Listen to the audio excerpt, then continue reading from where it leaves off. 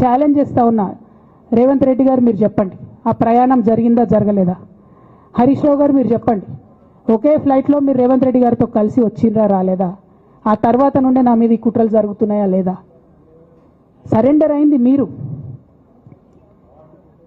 ప్రతి ఒక్క విషయంలో దాదాపు ఒక 7-8 ఇష్యూస్ ఉన్నాయి, ఇన్సిడెంట్స్ ఉన్నాయండి. అఫీషియల్ పిఆర్ఓ ట్వీట్ చేస్తాడు, Congress party official PRO tweet చేస్తాడు, ముఖ్యమంత్రి గారు పిఆర్ఓ, ఈ పాల వ్యాపారంలో అవినీతి జరిగిందని.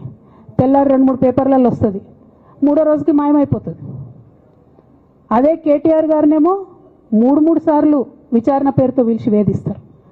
అంటే కేసీఆర్ కుటుంబం నికార్స్గా బరిగీసుకొని కాంగ్రెస్ పార్టీతో రేవంత్ రెడ్డితో కొట్లాడుతున్నాం కాబట్టి మా మీదనేమో కుట్రలు జరుగుతాయి, మా మీదనేమో కేసులు పెడతారు.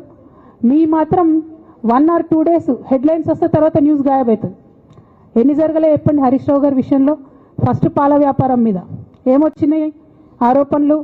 ఆనాడు బీఆర్ఎస్ పార్టీ గవర్నమెంట్లో SC ST BC హాస్టళ్లకు Harish Rao గారి పాల వ్యాపారం నుంచి పాలు సప్లై చేసిరనే ఆరోపణలు అయోధ్య రెడ్డి గారు ట్వీట్ చేసిరు. గతం 2 రోజులు పోయింది ఆరోపణ. ఎందుకు? సరెండర్. నెక్స్ట్ ఒక అభియోగం చేసిరు ముఖ్యమంత్రి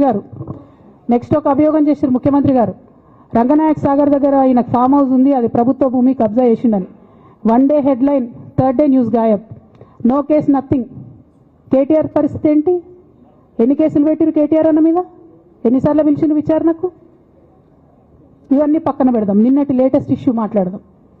కాళేశ్వరం కానీ ఇంకోటి కానీ ఏ ప్రభుత్వంలో అయినా పొలిటికల్ పాలసీ చేసేవాళ్ళు, విధానపరమైన నిర్ణయాలు తీసుకునే వాళ్ళు ముఖ్యమంత్రులు ఉంటారు.